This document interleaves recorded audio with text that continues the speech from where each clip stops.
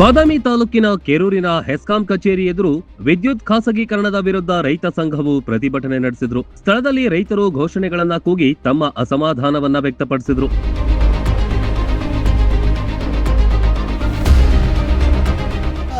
ಕೇವತ್ರ ಬಂದ ಈ ಒಂದು ಹೋರಾಟವನ್ನ ಮಾಡಲಿಕ್ಕೆ ಕಾರಣ ಏನಂತಂದ್ರ ಇವತ್ತಿನ ದಿನ ಏನು ಸರ್ಕಾರ ಏನು ವಿದ್ಯುತ್ತನ್ನ ಈ ಖಾಸಗೀಕರಣ ಮಾಡಕನ್ನ ಹೊರಟಿದಾರ.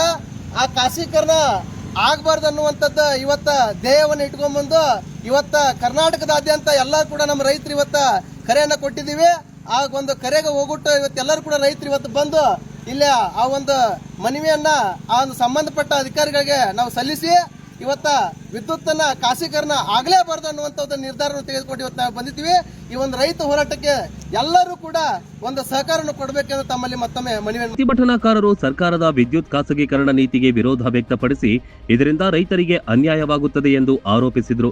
ಜೊತೆಗೆ ಕೃಷಿಗೆ ಅಗತ್ಯವಾದ ನಿರಂತರ ವಿದ್ಯುತ್ ಪೂರೈಕೆ ಮತ್ತು ಇತರ ಸಮಸ್ಯೆಗಳಿಗೂ ಪರಿಹಾರ ನೀಡಬೇಕೆಂದು ಆಗ್ರಹಿಸಿದರು.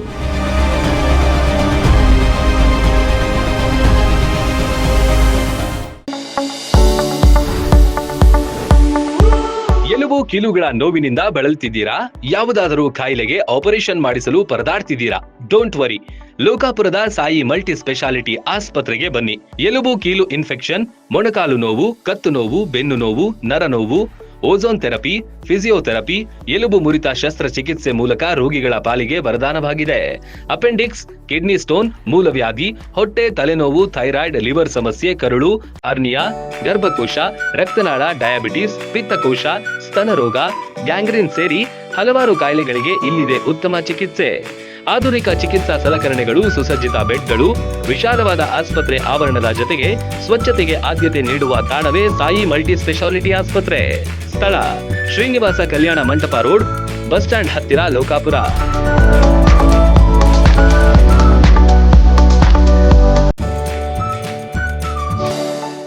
ರನ್ ಟಿವಿ ನ್ಯೂಸ್ ವಿಡಿಯೋಸ್ ನೋಡಲು ಸಬ್ಸ್ಕ್ರೈಬ್ ಮಾಡಿ, ಬೆಲ್ ಐಕಾನ್ ಪ್ರೆಸ್ ಮಾಡಿ.